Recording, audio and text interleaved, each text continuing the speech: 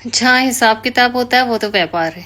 जो निस्वार्थ बिना कोई एक्सपेक्टेशन के किया जाए वही प्यार है। तो आज मैं आपको एक स्टोरी सुनाती हूँ।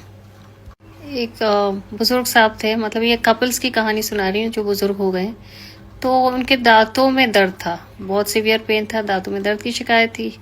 तो वो डेंटिस्ट के पास गए। क्लिनिक में काफी सारे लोग बैठे होते, सब अपनी बारी का इंतजार कर रहे थे। ये साहब भी बैठे होते। अब ये रिक्वेस्ट कर रहे हैं सबसे कि मुझे पहले जाने दीजिए ना।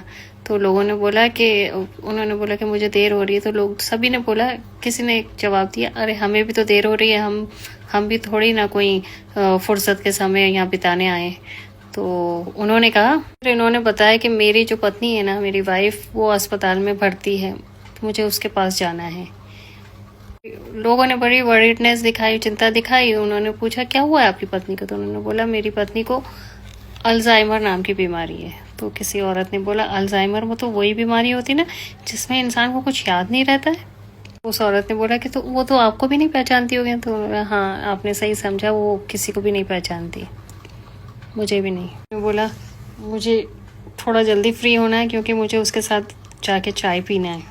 साथ ही में एक और बंदा बैठा था, उसने बोला कि जब उसे कुछ याद ही नहीं रहता तो आप उसके साथ चाय पिए ना पिए, वो आप ही को नहीं पहचानती तो क्या फ़र्क क्या पड़ता है? उन्हें तो कुछ याद ही नहीं है, तो आप तो उसे तो आप कुछ याद भी नहीं है। तो इन्होंने जवाब दिया, दिल को छूने वाला जवाब दिया। इन्होंने बोला उसे मैं याद नहीं हूँ, मुझे तो वो याद है ना। और कई साल पहले मैंने उससे वादा किया था कि हम सुबह की चाय साथ ही बैठ के पियेंगे।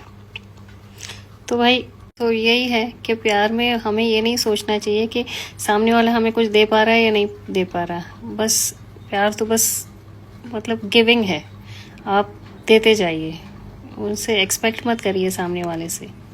निस्वार्थ भावना होना चाहिए आपको। कहने का मतलब ये है कि प्यार तो बस किया जाता है निस्वार्थ रूप से, बिना कोई एक्सपेक्टेशन के।